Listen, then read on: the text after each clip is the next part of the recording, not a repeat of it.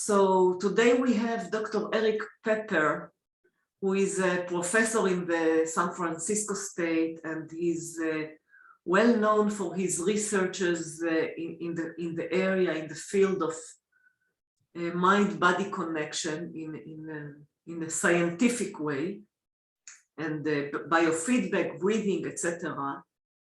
He's running a fascinating blog called the Pepper Perspective. And I'm grateful that you are here, Erik, and we are here to talk about the healing process. So it's not necessarily about longevity, it's more about someone who has been in a crisis, in a health crisis, and he found a way to, he found a resilient way to tip the needle towards healing. Toward help. Yeah. I think it's a very challenging question, and I'm going to start just really looking at a bigger picture and then coming back to specific things people can do. If I think of health generically, I often use the phrase, genetics loads the gun, lifestyle and behavior pulls the trigger. And there are many examples. For example, people who have type 2 diabetes. Right. You can see it's an epidemic, but some people eat tons of sugar, nothing happens, or simple carb, and other people eat a little bit. And there's some suggestions that for those people who are more at risk for type 2 diabetes, if you looked at their genetic background, they probably came from an era, something where there was a lot of famine. And if you have episodic famines, like on the American Indians who lived in the high desert, right, then what happens is that if you survive a famine, your body will really, or those who survive are the ones who probably can quickly gain weight and store the fats, and therefore they can survive the next famine. The trouble is that's a risk factor for diabetes. This was never a problem in the Southwest Indians till after World War II, when all of a sudden then the foods changed to the Western diet, right, of dairy and other things. I'm not going to put it into detail. And now you have 50% of the people will develop type 2 diabetes. And so here you can say, if they ate their early diet, they didn't get diabetes, but once they adapted the Western diet, they did. And so you can see that in some cases, almost all cases, most illnesses have an interaction between genetics, biology, and your lifestyle. And lifestyle is much more than just what I eat. It's how I act, it's how I think, it's the social pressure, it's my reaction to stress. Now, that's one thing. And you can even look at this at breast cancer. When you think of BRCA1 and BRCA2, which is more prevalent among some of the Ashkenazi Jews for women, it's a risk factor. Now, I think the number is more than 80% of the women who have that genetic risk factor will eventually, the cancer will be expressed. If you go back to the 1950s and you look at their grandmothers, then you see the expression of that same gene. They had the same gene. Right. Was only, I think, about 30 or 40%. So there is something of an so you have the genetics, but the expression of the illness is different. So that's the background, maybe to think about. Now, the second one is, and that is a deep belief I have, that we have a self-healing mechanism in ourselves. And we can all see that we cut our finger, we don't have to think about it. In most cases, it heals. So we have an intrinsic, I think, drive toward wholeness in many ways. Right. And I want to think of that because you can see remarkable responses in placebo and nocebo. I want to take these two terms, they are critical. Placebo is some form of, whether it's medication, instruction, procedure, by which the person, you could say, experiences hope. Yes. However, it's something that activates the self-healing potential in the person, as if it's a doctor within. And in many cases, it's a very potent effect. For example, in depression, the medication mainly works as a placebo, because in depression, antidepressants are mainly effective if you get side effects of the medication. What does the side effect do? You feel something in your body, your brain now knows something is working, and therefore I feel better. That seems very, you could say, well, depression is psychological. I'm not saying that because it's mind, body is always interconnected. Mind, body, emotion, social work, they're not separate. We are.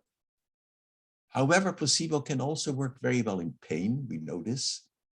If you take soldiers or anyone with pain, depending how you make the instructions, 30–40% of the people, you'll get a very big response. Their response of pain is significantly reduced with a placebo. And then you have to ask the question, what's going on? Well, it's really it's a difference in our neurotransmitters, etc. So it's a real phenomenon. It isn't that you believe you don't have pain, you do not experience it. Right. And then if I go back to that same concept of placebo, then I can think of the work on hypnosis, the work by Esdale in India in the 19th century, where this is where he then did surgery, even abdominal surgery, without any anesthesia, that is just using hypnotic instructions.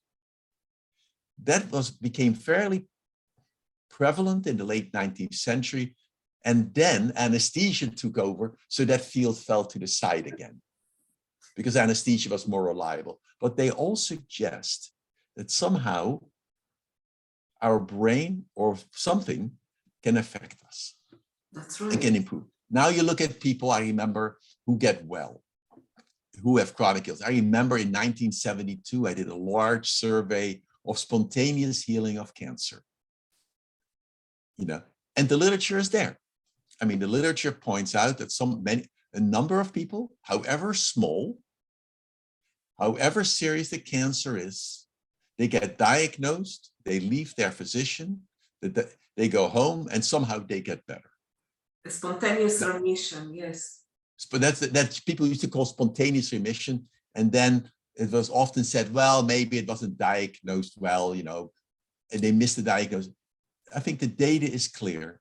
There are patients, just like when you go to Lourdes, and you look at for the Catholicism, some of the people or pilgrims who go, they get better. They have been investigated. A very small number, most don't get better. A very small number gets better, and their illness goes away. They're almost all illnesses which you could argue are immune modulated. People tend not to regain if they have lost their arm, they don't regain an arm.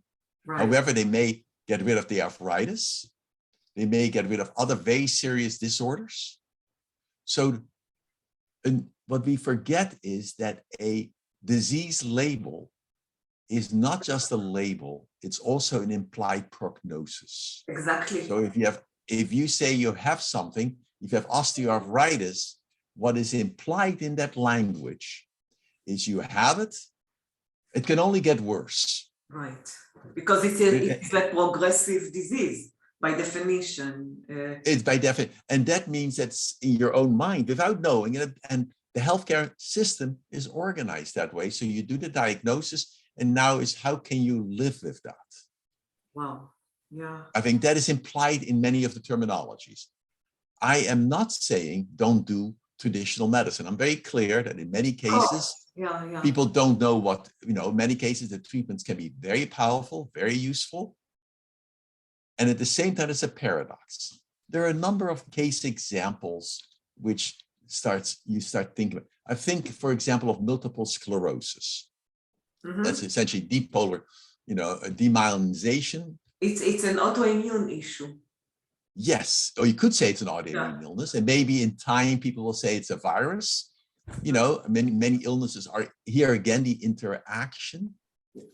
It is, even if it's an autoimmune illness, it doesn't explain it any better, really, because you're getting sick. It's a label. And the question is, how come it triggered in you and not somebody else? So here is, again, maybe interaction between your genetic predisposition, your lifestyle. And here I think of the work of Terry Wall. It's a great video. I highly recommend. With the Paleolithic, her Paleolithic diet, ketogenic diet. Correct. Yeah. But she does more than that, if you really are honest. Uh-huh. Because if you really look at it, without knowing, she really changed her diet, remember? Mm-hmm. She had a new framework. Initially, she was essentially, as a physician, she went to the best physicians in the United States for treatment. It wasn't working. She was in a zero gravity chair. And she finally started to say, what's common with multiple sclerosis and other degenerative brain diseases? The brain starts shrinking. Then she asked, what can I do to rebuild that? Yeah. So notice she shifted her framework. Instead of saying, how can I ameliorate my discomfort? She shifted, what can I do? Yeah, the question how is very powerful. And that is it, and it's very, and then she did the one thing which is challenging for many. She really did it. First, she took all the different supplements, vitamins, or mineral supplements, or whatever it was, to try to nurture the growth of her neurons and whatever. And then she really said, no, I can get all this from the diet. And then she was very rigorous, and in a humorous way, it wasn't like I have to eat this, but it's like, okay, I'm choosing to eat this. Yes. And then really did it. And when I look at many people, they will say, yes, I'll do it. But then let me have a candy bar. Let me have something else on the side. Yeah, she was disciplined. This is what you want to say. Consistent and disciplined. But this talk evokes, I think if we listen carefully to what you have just said in the last few minutes, the role of language, the inner self-talk and choosing the specific words to what we tell ourselves.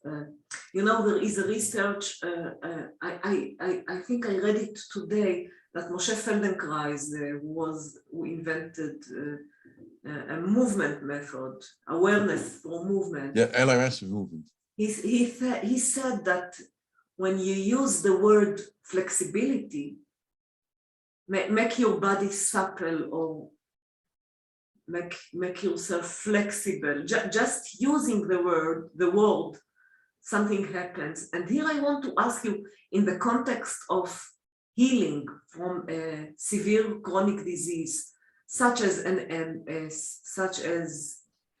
arthritis or Dupuytren, something which is considered progressive and degenerative. The brain is predisposed because of the condition, because of the pains. The pathways are very well grooved, deeply grooved to the inner self-talk is pain. It's very challenging to start changing your language, because you wake up in the morning, let's say, with pain, and that is a confirmation it isn't working almost. We all want this miracle switch. Mm-hmm. And it does happen, it's possible. It's very rare. I think the underneath part is health is not, okay, let's say it this way. Health is not in our hands. There's more factors than us in some sense, mm-hmm. that we have control over. We can support that. We can bring our own self to, as much as possible, to that healing potential, to evoke that healing potential. And yet it's not in our hands. And I think that is a very paradoxical way of saying it. Because if I say, I'm going to do this practice and I must get better, it's more saying, I will do the best. I accept that I'm doing my best. And be willing to just observe the changes you see as they go along. And most of us do not look at the present. We either are far away in the future or we live in the past. So if I have arthritis or I cannot move my hands, then my image is, how can my hands be like I was 5 years ago, or my knees? You can't, that is not the way it works, because then you're doing compare. You want to be more like, if you think of being like a baby in your brain, from my perspective. Yeah. You are there, and baby doesn't yet know how to move. It's quite spastic, in fact, most babies, if I look at them, you know, they're crawling. Babies are spastic. They are so spastic. I call them spastic you know, they don't have good control yet. Yeah, and they are not yet comparing themselves to what was. They don't know yet. They're only at the edge of learning and change. Yeah, and curiosity. And if you just are in the present, you have a goal, like a little, you know, you look at a little baby who's wanting to walk. It maybe wants to imitate the adults, and it yet isn't making a comparison. I am not doing good enough. As I look at, and when I make that comparison to an older person who has had a stroke, or a neurological, who is paralysis, and I think of an older person being contracted like this or whatever. Yes. Then what happens is, and we've worked with people like this, then what you see is that now they're trying to get control. But one, the whole world says, well, after 3 months or something like that, you probably will not improve very much. Therefore, we're going to make you the best way to live in this condition. That's a mental image. And two, when the person is now eating cereal or soup, they take the spoon, they dip the spoon. That's the older person, puts the spoon holds it in their hand. They dip it into the soup, for example. They bring it to their mouth. They spill it on their shirt, and then they're angry, and they take the other hand and start eating that way.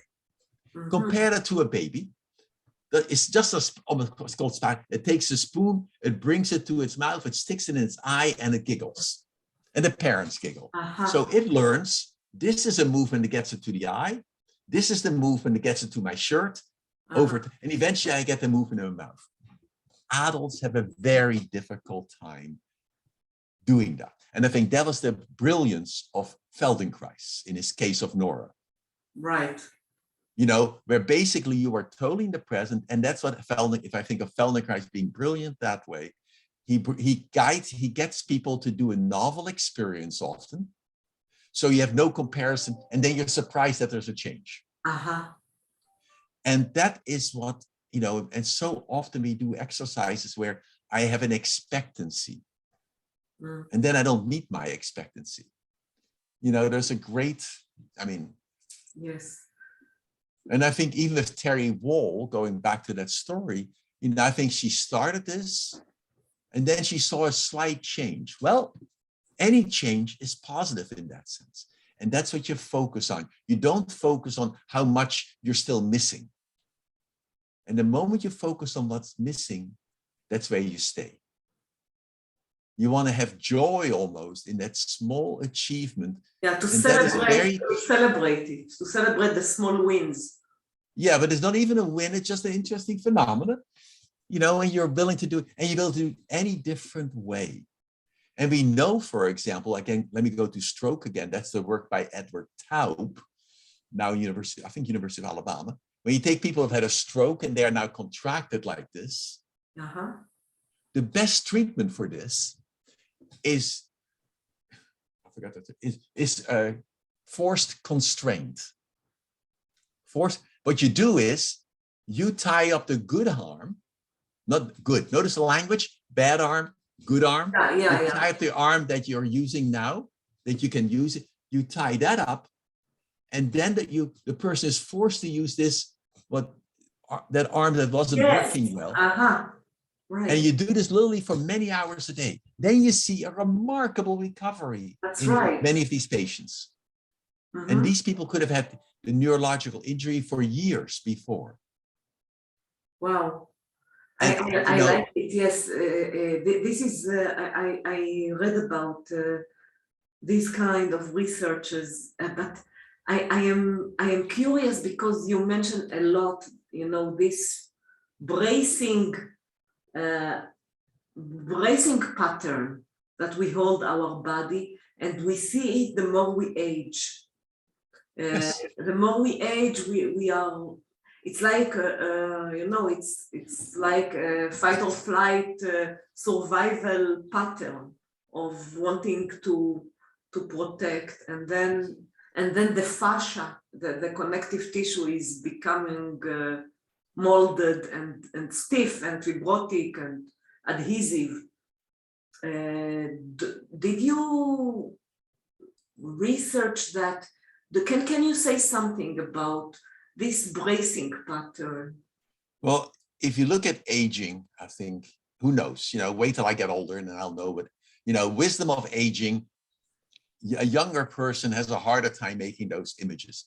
But we forget, I'll do a study, there's this great study done in 1970, where you took, I think, about 8 older men in their 70s, and that's with a control group of 8. And what you then did is you took them to a house in New Hampshire, I think it was New Hampshire, and there you took pictures of them, they filled out questionnaires, and then for a week they lived in a world which was 20 years earlier, where the house was, all the TV was black and white still, all the magazines were 20 years before, and they were instructed to act as if they were 20 years younger.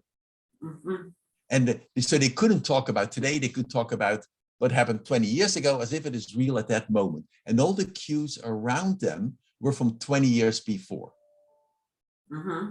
And what people then found compared to the control group, and I know the research can be questionable, the control group were this a similar group of men who were just asked to live there, but not act like that.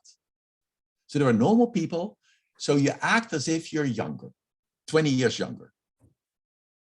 But what's interesting is when people took pictures of the faces for the experimental group, they were rated as being younger afterwards. They had more flexibility, etc. So to a certain extent, we have more possibilities. And that goes right back to a very classical study or a report by Pavlov in the Russian classical conditioning. And the story goes that when he was older, he got very sick. And when he was so very sick, probably congestive heart failure, not clear, so far I know. He was in the hospital, and then he asked the nurse to get him a bucket of mud and water, earth. And the nurse was to keep this mud warm the whole night long. He could probably only because he was Pavlov could people do that. Then the whole night long, he absent-mindedly was playing with his hand in this mud. And and then amazing, and he did that, and then he basically recovered. And then people asked him, what happened? And he said, when I was so very sick, I tried to go back in a memory when I was very happy and healthy. And I remember being a little boy playing in the mud in the river's bank. And so what he did, he brought all the cues back in there, classical conditioning, to evoke that same experience. Wow. I didn't know. If you look at people, and I think we underestimate, especially in our cultures, that to a certain extent, we have aging is a phenomenon that occurs. We get more limitations, or some limitations possibly. But part of the limitations we have is limitations of thought and images. And life experience. The rigidity of the mind. And you're right, of all our losses, the more we age, we lose our main asset, which is... Or we lose the joy of exploration. It's easier to live in habits. It just is. I don't have to... If you think of a child playing, the world is anew. Yes. And therefore you do new things, you get bodies in movement, if you just think of body. If I think of many older people, and the data is there for older people who are on wheelchairs, about half the people in wheelchairs could walk again. Wow. And part of the reason is they have something called learned disuse. Yes. Learned disuse is sort of like the following. I'm an older person. Initially, I used to run around and walk. I go hiking, I go upstairs. But then as I get older, I get more tired. Yes. Or I feel more tired. I start sitting more. And then I come to a store and there's an escalator versus the stairs. I take the escalator. Then I take the elevator. So slowly my quadriceps are not being used anymore. Mm. And then as this atrophies, then I experience the next time I go upstairs, I can amply make it to the first floor on the stairs or second floor.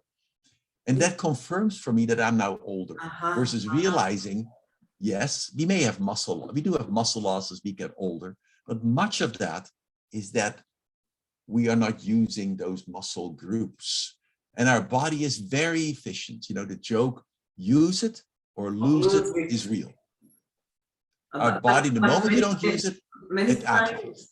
Of course, but many times the issue with aging is not necessarily the muscles, it is arthritis, it is pain, which comes from the wear and tear. I'm not even talking about No, I'm agreeing. Rheumatoid arthritis. So if someone has, let's take that man who chooses the escalator and not the stairs, maybe he has an arthritic toe, and it's so natural that he would. It's natural to do what I'll call learned disuse. Yes, when you have pain, you don't want to push yourself through. I realize that. I am not trying to. Many people, however, develop pain. And then let me give an example. You're a woman. No, you are. You have a cesarean. I'm not saying you. Yeah. When you have a cesarean or any abdominal surgery, what do you learn? You learn not to use those muscles. Oh. Because when after the surgery, these muscles, when you move after surgery, the skin and muscle and fascia, all the area, when you move it, a bit hurts. So you learn not to move it. You keep it either pulled in or pulled out. But then after 8 weeks or 6 weeks, when it's healed, you have a new pattern of breathing, for example, embracing. Yeah. You do not unlearn that. Because you don't use the diaphragm, the diaphragmatic breathing. You don't do it because the moment you did diaphragmatic breathing, your stomach would go out and that would pull. You don't even know you did that. So you can see that after, and over time that develops, and that's true for many things. Think of someone who breaks a leg or has a very bad ankle, has a twist their ankle very badly. Right. What you do is you start compensating by putting your weight on the other leg, right? Right. And if the pain was severe enough for a while on the injured leg, or you did it for 6 or 8 weeks in a cast, you have now restructured your walking pattern. Now the cast goes off, and almost no one goes to the PT afterwards, basically, or really learns to regain the appropriate walking. So sometimes you can look down the street and you see somebody walking in a funny way. And maybe that pattern was triggered because as a younger person, they broke their leg or something like that. Right. Did that make sense? Yeah, of course. It's. And I remember, I'll never forget this image. I was working with skiers in Sun Valley, and I looked on the hill, and there I saw a little boy skiing.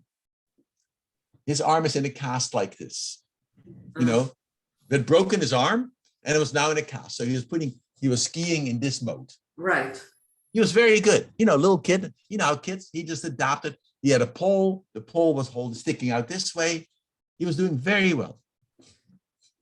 I came the following year. I'll never forget this image. I look on the hill, and all of a sudden, there's the same kid. He has no cast. He still skis like this. Yes. Because that was, if you did it for 3 months or 2 months, or however long he did it, 8 weeks or 6 weeks, that is his new way. And no one really taught him to undo that dysfunctional pattern. So, this nature of the brain to produce another pathway is our strength and it's a blessing and a curse, as you described. So my question to you, if we take all these fascinating ideas, and basically I think that the neuroplasticity of our brain is good news, but can you take it to a more practical advice? So Let suppose, me do it in practical levels, okay? yeah, Because you focus on osteoarthritis or places like this. You see degenerative disorders. I am talking, I'm talking about musculoskeletal issues Yes, because they are the most common. and they are not. I mean, of course, it is bones and muscles and fascia which are very important for our movement, and but it is not something metabolic or inner. It's not a. Well, I would start to follow. I think there are a couple. Okay. One, I do believe that within reason, our body. If I look at my body, I have to realize the skin, the bones, the muscles, they all regenerate inside. My GI tract is replaced very quickly. The bones maybe about every 7 years or whatever. But our bodies is remodeled continuously. Right. So that means that, and then I look at it again and say, every piece that I see here, where did it come from? It came from the foods I ate. Right. So in some sense, I would look at us and I say, we're now living in a world where many of us are almost poisoned I'm using the exaggeration version, we are. by our highly processed foods. That's one. Yes. And so I love cakes. I do. I have a sweet tooth, and I'm aware that within reason, you want to eat a little more healthily, and that's very hard. If you look, for example, at our simple carbohydrate intake and sugars, you see that till the 18th century, 19th century, we only had maybe 5 pounds or kilos. It makes a difference, but very little sugar. It was mainly that out of honey. Then we had the slave trade that allowed people to grow sugar cane. Initially, it was taxed highly, the sugar, but by the 19th century, the tax was reduced. And then you see this massive increase in diabetes. You see this massive increase in heart disease, which is directly linked statistically to the excess sugar, simple carbohydrate intake. Even all the grains we're eating, and people have been eating grains too much for thousands of years, is different today than it was even 100 years ago. Think again of the old breads. I used to call the Russian or German breads, they weigh a ton, they're heavy, they're fibrous, compared to the fluff bread we now eat. Yeah, look at the Indians, even them, and it's amazing that you're talking about grains, because they use lots of grain and issues but if you grind grain very finely, which is now what we do with our industrial milling, then it becomes so fine that then you make nice cakes or breads, but basically there is no fiber. The fiber is so well ground up that when you bring this into your mouth, the amylase, which is breaks it right down to sugars. So almost any of our highly processed foods end up as sugar, which probably is a significant. So it is spiking very quickly. Yes. And so I do think that is a pre-factor. That's one. Two, we live in a world which is, from a biological perspective, illness producing to a certain extent. We travel, we have jet lag, although probably with COVID much less, at least for me. But jet lag is a risk factor, clearly, for any illness, or time zone changes. And then we tend to do much more repetitive motions without knowing. Yeah, in the tech stress. No, even independently. Think of what people do. If you go back as us as a hunting and gatherer, then let's say we would walk semi-barefoot. And when you walk semi-barefoot, the ground wasn't even. Yeah, so that means that every time when you walk, you don't just jar your heel into the ground. You would place it slightly differently. You have different forces going through the joint, and there would be a twist.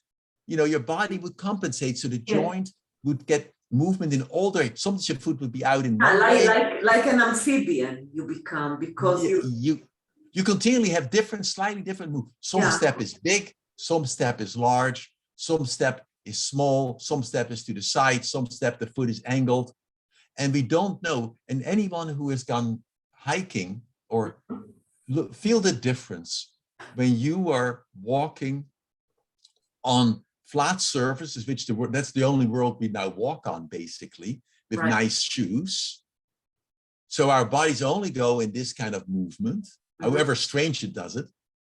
And now walk barefoot on the soft sand, on the, on the beach in Tel Aviv or so, or in the desert somewhere with little rocks. Then all of a sudden, if you walk like that, your legs almost feel tired and sore very quickly because there are many muscles you are now using you're not used to, and the joints would feel different. We don't do that anymore. That's right. And so we are setting ourselves up for more potential danger. Then the most important part, and Israel in that sense is very lucky, is having enough social support. We know, in the US at least, people are very isolated. And we know that older people. Here too, it's a Western culture. Yes, we are an individualistic culture, which is individualistic pain. And then having meaning in your world is equally important. So what is the role you have as you get older? And how can you be? And then the final piece I see as a generic cultural problem. If you hang around with young people, you tend to be younger. Yeah, of course. If you hang around with older people, you tend to be slower. If you walk with young people, you have no choice to speed up, even if it hurts. Yeah. Even the environment of the cells, of the extracellular matrix. Yes. Today they know. Yeah. Yes. So the environment is huge, but can I ask you a more practical question? So you mentioned diet. And walking on uneven softer surfaces, yes. So do you advise to use barefoot wear, or most people, yes, most people would have more. As people age, they do lose a layer of fatty tissue underneath the skin. Yes, the metatarsal. And so that makes it more difficult for them to walk barefoot. And I think we should start with young children to have them walk barefoot much more earlier. And as adults, walk on the beach barefoot. That will work pretty well to do that. And and let yourself push yourself a little bit. Yes. And recognize that as people get older, it may take a bit more time to regenerate. What about the diet? Which diet do you think is optimal? Diet is very complex. I mean, we don't know much about it really. We have delusions. So as best I can say. Right, and yet you said that every cell of your body is composed of those molecules. But I also know genetically, yes, we are all mixtures now, in some sense. Some of us come from Eastern Europe, where for many, many thousands of or hundreds of we were using grain. Others come from other places. So what exactly, the diet is an interaction between your genetics, your microbiome, and the foods you eat. So do you advise to listen to your body, to introduce food and... The simplest rule I would say as a general rule, eat like your great-great-great-grandparents did, more likely. And do, as a general rule, really reduce the exposure to highly processed simple carbohydrates. Sure. And also, even if you eat meats, which people, you think of the US right now, I go to a supermarket or a butcher, the only thing I see is muscle and fascia. If you ask going back before World War II, or in any other culture, if I go to Hong Kong, I see hanging from there is the liver, is the kidneys, the heart, the organs. The internal organs, yes. Organ meats have much more minerals and much more vitamins and nutrients than muscle. Muscle have very little. What would you say about vegan diet? I think in many cultures, we work very well on vegan diets. The trouble is, from my perspective. Yes, I ask for your perspective. That if I go to India, and everybody eats a vegan diet, it's very easy. There's a lot of variety or whatever I'm doing. But when I'm here in Israel or in the United States as my students, they're become at times almost malnutrition because they eat very little variety. And it takes, so I think vegan, the data is quite good. Overall, a lower protein diet seems to be better for your health than a very high protein diet. It isn't even clear, that data isn't clear at all. Yeah, it does. Because you go to the old studies of Eskimos, and Eskimos or the Inuit people in Canada before the 1960s or so had very low cancer rates, had very low chronic disease as a group. Then they moved, then the diet shift, and they ate mainly meats, fats, seal, very high protein and fats. Yes. But when they entered into the Western diet, you see this massive increase in illness. That's right.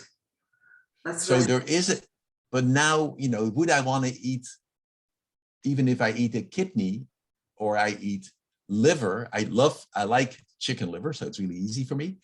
Pate. But you come from the Netherlands, so the climate there was colder.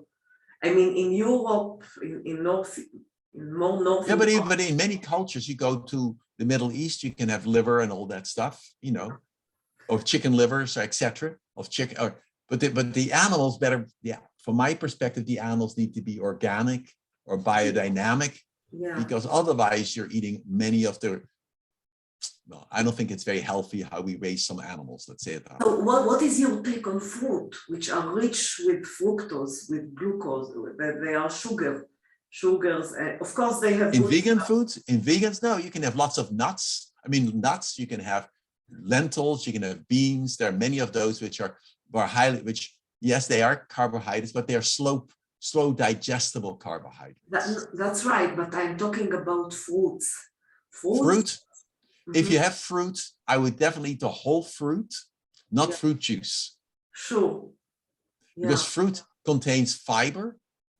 And most people don't eat 3 or 4 oranges in a row, but they would do that if they had a glass of orange juice. That's right. And what about and the final piece is what you can do. If you're intrigued, you can, and that's called individual biochemistry almost.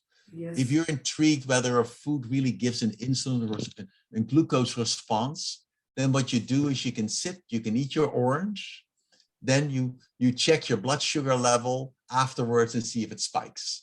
We can do that fairly easily, or you can do it at home. Usually. And if it really spikes for you, then that's the wrong food. And it's been most interesting when a few of my clients have done that for self-exploration, that in the most time we all agree that eating a pie with high sugar will make your blood sugar go up. Do you know, diabetic people would tell you that they feel that any food, it doesn't spike quickly, but they feel after every meal, even if it is protein or even if it is something with a low glycemic index, they feel the response. They may feel the crash more likely afterwards, because usually the feeling of going high is less, but the crash, when we get shaky, is easier felt. So what is your take on foods like caffeine, cocoa? I know they are rich with antioxidants, but still they are affecting the brain. They are. Well, I think I have a rule of life. Yes. I would say, and it's even about alcohol. I do think alcohol is overall, the research data is clear. Alcohol probably is harmful at any level. However, here's a caveat. If you look at people who live in blue zones, what is called blue zones, or place where people live to very old age, what you see, they often do drink. They don't drink by themselves. They drink in social settings. They drink with a meal. And I think that is the difference in concept. If we are talking together, we are sitting over a meal and we have a glass of wine and we're smiling, my God, such joy. But if I'm angry or lonely, I think that is an interaction also in our diet. And Yes. we have not given enough time on that. That's often been called the French paradox as well. Yes. How come the French stay slimmer, but they also don't snack? Snacking is probably not healthy as a group. You know, social support is critical. You know, and if you look at people in their 50s, and you can ask, you study, that's the Harvard study looking at people both from Cambridge, Somerville, which is very, I look at, or Boston boys who are very poor, basically historically, social, in low economic class, versus the Harvard students, which are high economic class, started in 1939 or so. They follow these people year after year after year after year after year till now. And it's only later when they look back in the data, they ask the question, is there anything that predicts at age 50, how well will you do at age 70, 80, or 90? It's amazing that you mentioned the social support, because you are a scientist, and many scientists, you know, they are very content with their own world, with the research, with their, they can entertain themselves very well. They don't need, actually companies sometimes become a drainage, energy drainer. And yet you mention it time after time, the role of social support. Mm-hmm. It's critical. I mean, if you look at let me finish the piece on because it's useful to ask yourself. I would ask anyone at age 50, but the predictor is, do you have someone at age 50 who you feel covers your back totally, or a couple of people? Meaning at 3 o'clock at night, if you need them, you can call them up. They're going to drop everything for you to help you out. Usually. And really do it. Usually, if you have that, mm-hmm. you have a much better probability of living healthily at old age. Mm-hmm. That's nice. But now let's go back. Let's go back to be less independent of others. What we can do to ourselves? How can we cultivate? Okay, so the healing process. If suppose someone has a repetitive issue like a carpal tunnel syndrome or having horrible pains or whatever, let me think of at least two things. One, I think we all need to go outward in gratitude to somebody else and help somebody else sometimes. Mm-hmm. If we do that, if we focus on our own dysfunction, it escalates. Yeah. So one is, despite, and I never forget the woman who many, many years ago was unbelievably in pain. You know, no one can do it was but somehow she, despite her pain, she did painting almost, you know, in a very crippled way to give joy to others.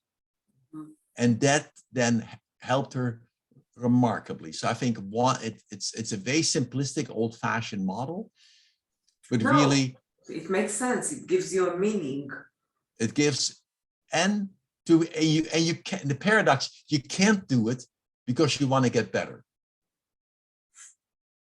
It is genuinely, I mean, it's like doing love. I'm giving you something because you know, I want you to be happy. I don't care if you give me anything back. Yeah. And that is the paradox. That's why. Yeah, no expectations, and getting better is the byproduct. Yes. And if you don't get better, it's okay too. Wow. So, and that is easily said. It's remarkably challenging. Sure. I think that's all. Two, when you wake up in the morning, most people, or when we go to bed at night, we already pre-plan unconsciously or semi-consciously and waking up what is going to happen the next day. Mm-hmm. The moment we are lying in bed, if we have severe arthritis, before we even put our leg onto the ground, we already are saying it's going to hurt. Yes. So we have a kind of mental picture of what will happen. And ideally what you want to do is, and that's, you know, you want to wake up and just acknowledge, okay, today is a new day. Mm-hmm. And that's almost a baby attitude. That's very difficult for most adults because we live in the past and the past is the hypnotic suggestion for the future. Beautiful, yeah. I understand that's right. And it's easily said, and if you have had chronic pain or issues like that, it's really challenging to stop, to take a breath, to relax. Okay, look, let me breathe. That is a time and then you put your foot on the ground. The moment you only put all your weight there and say, wait a minute, today is a new day almost. But what most of us do, when we put our foot on the ground, oh shit, I'm going to hurt again. So tell me about the role of imagination and visualization in such a case. Which is what you just dealt. So implicitly, it's our images of who we are, or if we feel pain, we really, okay. As my colleague said, that's racial softness. What you want to do is you want to look at your own prescription of pain or discomfort. And if you analyze what is your own prescription, then you need to start changing it. We forget that if I exercise, I become better, right? If you play the violin, you practice, you get better. That's right. If you do your same behavior in that prescription of illness or your thoughts, it makes that pathway just as much more stronger. And we all have had that experience when you have had pain. I think that's true. You're suffering with horrible, it makes a difference. You go to whether it's dental pain or whether it's severe hip pain. I'll tell and you then you may be watching a happy pain. movie. You get involved with somebody emotionally, you get captured by something, whether it's by a television show or because your child does something, you giggle for a moment, and at that moment you're unaware of the pain. This is right. And also when you sleep. And so how can you expand those moments more? Wow. I'm sometimes ill, it is clear some things if you lose a leg, for my belief, it won't regenerate. That's my limitations of belief right now. If you have immune illnesses, I think they can change, many of them. But when you lose a cartilage, it's say it again. When you lose cartilage between the joints, it's also a loss. It is a kind of. There may be possibilities to regenerate some. It's very rare and difficult. But again, we have today other methods like red light therapy. We have. I think if I think of Feldenkrais, I think what made Feldenkrais unique, and it's for me. And I remember him. I took a workshop with him in the 1970s. Hard to believe, when he came to California. Oh, he was very fascinated about neuroplasticity, which are stuff that you're talking about. But what I want to re-emphasize, what did he do often? He guided people through, at least awareness for movement components. And even when he worked on the table, he guided for people through sort of unusual movements, often.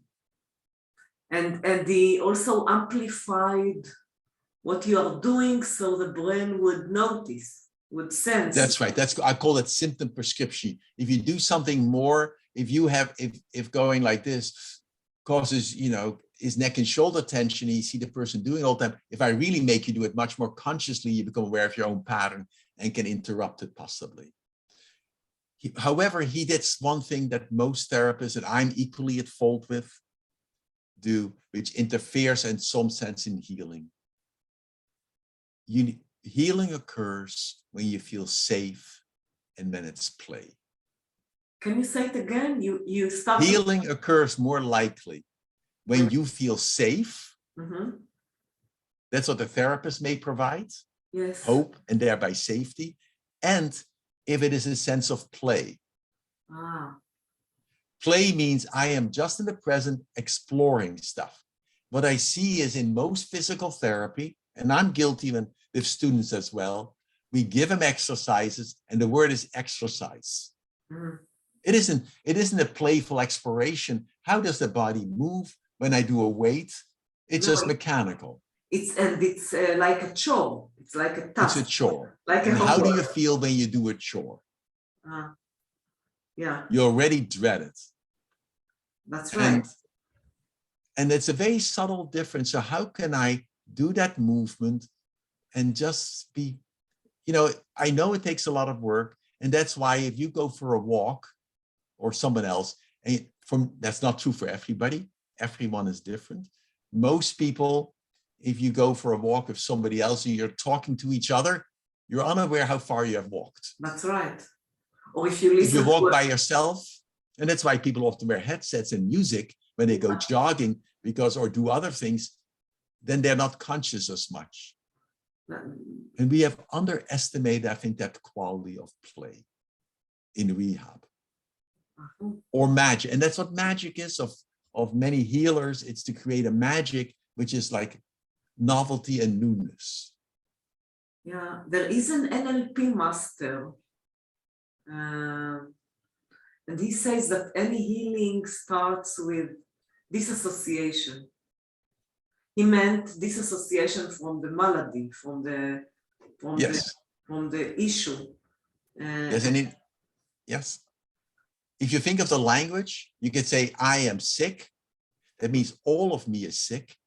Or I have an illness. And what you can ask someone sometimes to do is draw a circle. That's all of you. Okay, the whole circle. Now mark out a pie slice that represents how much the illness is you or affects you. And I remember doing this with patients who had asthma, and often 80-90% of them was asthma. So Erik, you are also an expert in the Buteyko method, in reduced breathing. I heard you talking about it, and I don't know if you researched it, but what is your take? What are your conclusions? Reducing. Well, I don't do the Buteyko method. I think it is a very useful approach, especially because you're really trying to build up the PCO2 again, that reactivity, or reduce that. I mean, many illnesses, I think, not many, they're not caused, they may be contributed by a lower PCO2 in the bloodstream. Like that's almost like chronic hyperventilation, but way beneath what we would call hyperventilation medically. If you do this over years. Did you mean that most of the maladies are created by lack of circulation, which is affected by the levels of CO2? Yeah, you could. Okay, let me say it this way. That's if I say it very carefully. If I get scared, I breathe and I shallow breathe. But as I shallow breathe, I don't get really more oxygen. That's what people always think. You really are blowing off slightly more carbon dioxide. So the dissolved carbon dioxide in the bloodstream is slightly lower. Not like we would in medicine, people would talk about truly hyperventilation, where the blood, it would really be low. And over time, this would slowly deplete the body buffers. And also it causes the vasoconstriction, the cold hands and cold feet. It affects the circulation in the head, etc. So it's a cofactor in many other illnesses, which many of us suffer. If you teach people, and if you think of breathing in that way, which so many people do, you see their chest mainly moving, or almost no movement at all in their body when they breathe. And now compared again to the baby, if you think of the baby breathing, the stomach of the baby gets big and then smaller. The chest almost doesn't move unless it's crying.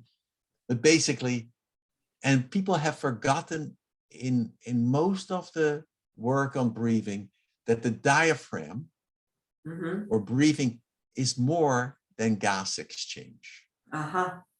So basically, the diaphragm is a pump for the lymph and venous return from in the abdomen. So when you're inhaling, the diaphragm would go down. Yes. That means you need to allow your abdomen to widen. So there means the pelvic floor would relax. It's what it's what the Indians are doing in the yoga stuff. They are, the Uddiyana Bandha, when they pull the belly and they start to swirl it like a washing machine. Yes, that's an extreme sense of learning control. For most of us, think of it more simply that when you inhale, when you're peaceful, And all breathing, there's never one way to breathe. It depends on the task, the situation, etc. Yes. But for overall, for regeneration and restoration, in many cases, if you breathe, you want the abdomen on the inhalation to be able to expand.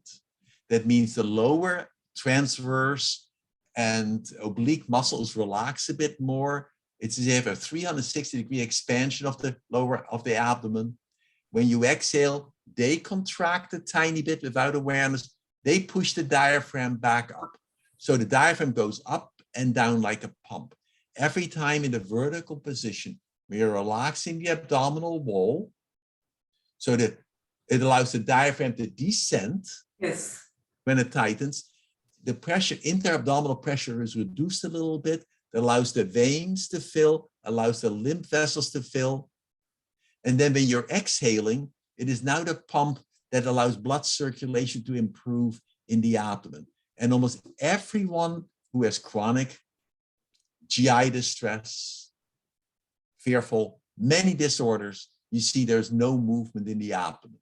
So you mentioned also cold hands and feet, which are related a lot to autoimmune diseases. There is a research about it that there is a correlation between. Yes. So what is your take on healing the cold? You can learn to warm your hands and feet. There's an old technique. I mean, with biofeedback, it's doable, and autogenic training. But really, the easiest way to increase peripheral warming, I call that, it's really a reduction of sympathetic. If it's a kind of global response, it's a reduction of sympathetic activity. And how so you're strengthening the parasympathetic activity. Yeah, but if I'm fearful, I go, and I use fear that way. I'm exaggerating.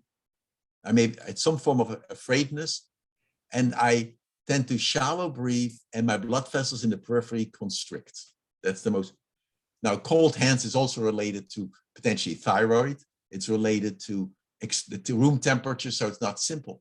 And you can teach people to learn to warm their hands and feet. And some people can warm their hands and feet as quickly as 6 degrees per minute.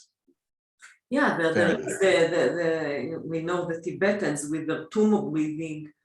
That's right. And you also mentioned autogenic training. Do you mean the Schultz? Schultz, I think, but it's not. But most people who do autogenic training then take a little tape and they say that's it. So it is not at all like that. It's a very systematic approach where you really practice. You learn to. I mean, I teach it at school to my students, partially. The harder part for them is when they do the exercise. You spend time. My right arm is heavy or whatever. Yeah. You passively attend. You can use muscle biofeedback to check it. You can use hand temperature thermometers to check if they're doing it. And then they need to report on that. It's very hard for them to report. It's very hard to say, to report of the present. What did you experience now? Oh, it's better than yesterday. No, what did you export? And that is part of the training.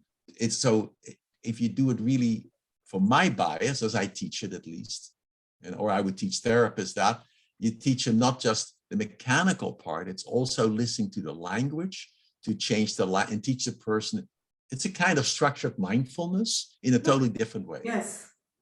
And in autogenic training, all the data, there are no, for our Western scientific world, you look at that old data and you say, there are no controlled studies really, let's be honest. And I can agree, but I've been very impressed when patients do that and integrate it into their world, that many chronic disorders are reduced. So it's not simple. It is no more simple than when people did progressive relaxation developed by Edmund Jacobson. When Edmund Jacobson in 1908 started to develop a technique where you tighten your muscles and let them go for progressive relaxation.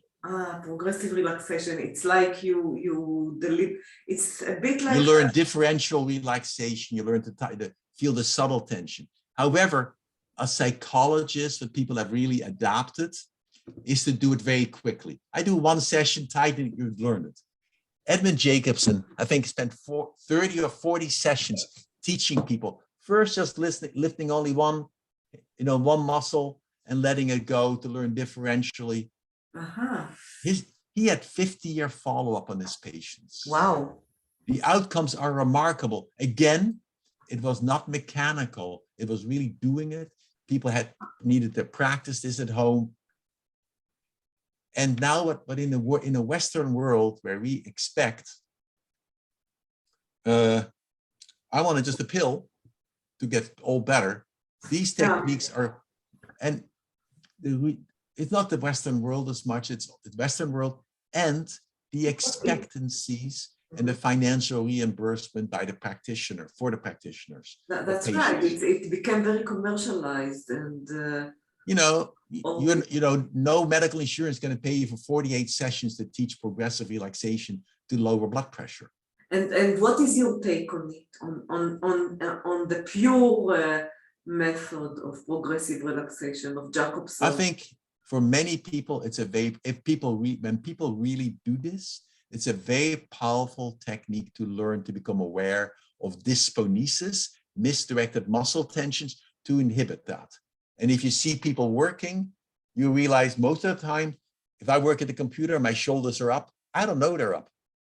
Yeah. Progressive relaxation would help you learn that awareness. I would think that muscle biofeedback with that would amplifies that even more, because that increases your sensitivity. Because I'm totally persuaded from the work in biofeedback. Yes. And I've done enough, I've worked with many, many physical therapists in the Netherlands. Yeah. That as a physical therapist, you cannot know whether a person's muscles are really relaxed. You cannot know? No, you don't know. Let's say you don't know, even though you think you do. When you monitor the muscles, you'll often see that there's a slight amount of tension which they were totally unaware of. Oh. And if I, you can have a person, but with objective measures, you cannot know. But with objective measures, you see, there's still some latent muscle tension that is there. You can then train the awareness both of the therapist and the patient to change that. And Edmund Jacobson did this initially without any recording of muscles, but he did one of the early recordings using electromyography, using needle electrodes to record from patients. So you're talking a lot about biofeedback. I recall now a lady in this who was interviewed. She's also a doctor, an MD, and she healed herself of terrible chronic pain that she had. I don't remember if it was fibromyalgia or did she have, she had something severe, I think, brain fog, all the syndromes that they don't know what it is. She healed herself with heart rate variability. She bought, today they are selling a software with something that you can measure, and with the breath, you can increase the HRV. Yes, so what you see is that heart rate variability is highly linked to breathing.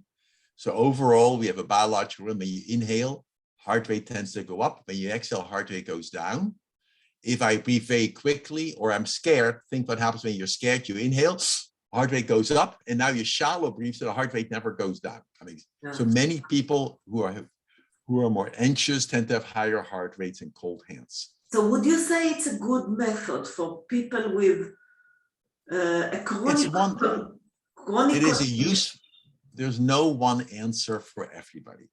I wish there was. But I think for people who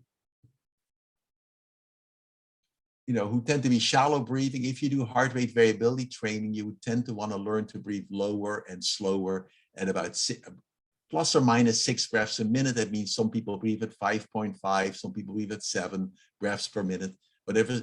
And then if they do this without effort, and I would recommend much more in the diaphragmatic breathing, then if they learn this, so it means they inhale, they exhale, and they focus on this, you can tie imagery with this as well, peacefulness, then for many people, it will reduce their chronic sympathetic arousal, which is a cofactor in many disorders.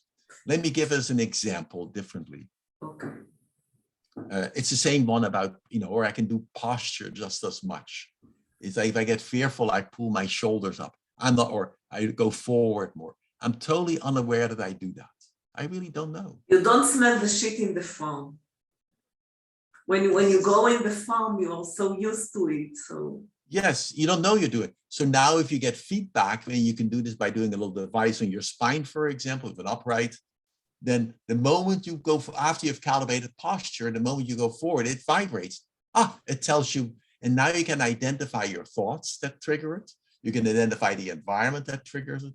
And that's what feedback can do. It can make the invisible visible, the unfelt felt.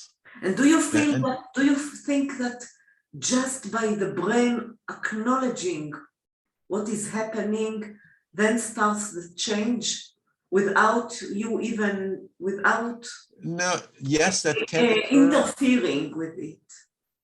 I would say there's some suggestive data that just becoming aware of your dysfunction may make you even worse. Of course, because before I was unaware of what I was doing. Now I'm aware that I'm doing the bad thing and I blame myself. So the key is you want to have the person be aware without judgment. Good luck. Mm-hmm.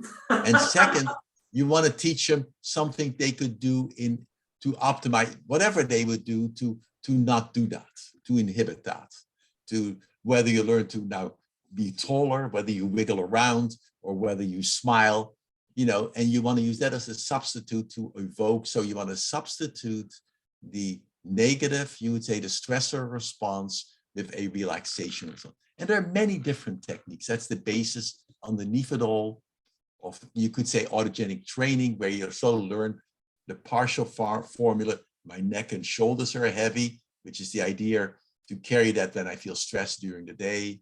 Or Chuck Strobel's work called quieting or reflex. The moment you feel yourself react, you smile, you take a deep breath.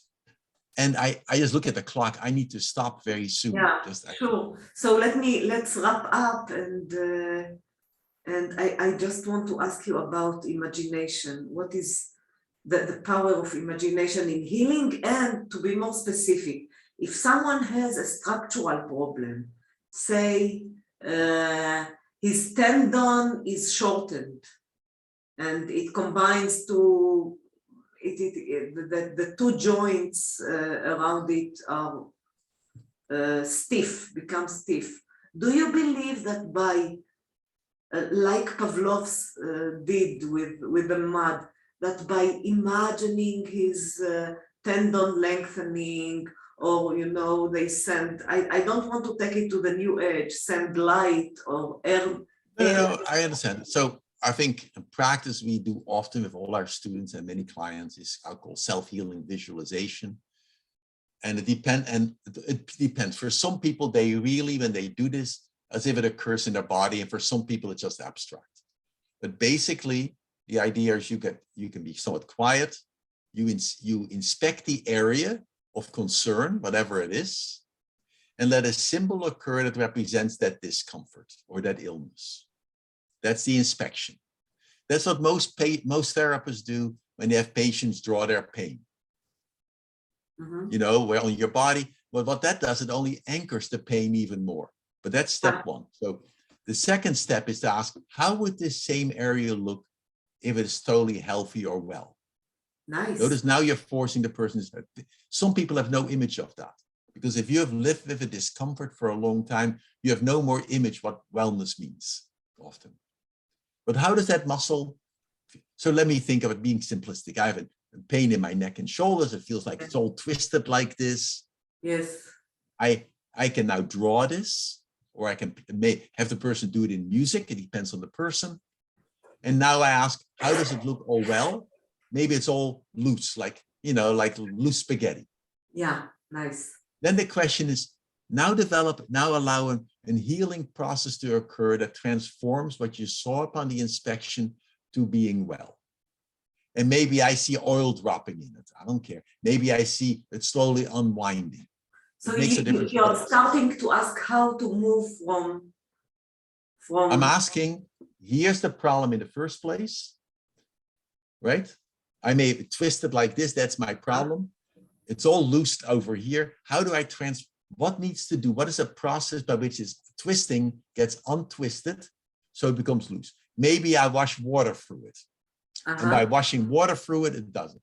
Maybe I have little fingers giving it a massage. It makes the difference. Yes, yes. And now what you do is that during the day, every time you become aware of your area of discomfort as a trigger, you use that to evoke that healing, self-healing image. Let's say the water rushing through. Right. So that becomes the cue. And the next day you do it totally anew, like you have never done this imagery again. You re-inspect, because we all change. Most people, when they think of their illness, they have a fixed illness. Yes. They're what they saw on the X-ray or whatever. And you want to be totally in the present. And so the next day you do it again, you inspect that area, whatever it is, it may look the same or it may be different, unimportant. And then you again ask, how would it look well? And you're open to anything that occurs within, maybe someone comes out of left field, I'll call it. And then what is the self-healing process again? How can you transform one to the other? And during the whole day long, you imagine that. I've seen some phenomenal changes. Really? Truly. Really? Yes. And I cannot talk, I need to stop. But that process, when people genuinely do it, What kind of issues did they heal? They can range anything from having a tumor, to having, in a similar process, having the teeth move quickly, to having severe back pain. And the back pain in about 4 weeks, they've had since age 12, and now they're 24 or so. And all of a sudden, the back pain goes down by 70% or 80%. Erik, there is so much to learn from you. You are so rich with your knowledge. Well, and thank you. insights. I appreciate that, but I need to go. Yeah, sure. So okay. I'm very grateful. And my pleasure. Thank you so much. My pleasure. Take care. Best of health to you. Bye-bye. You did too.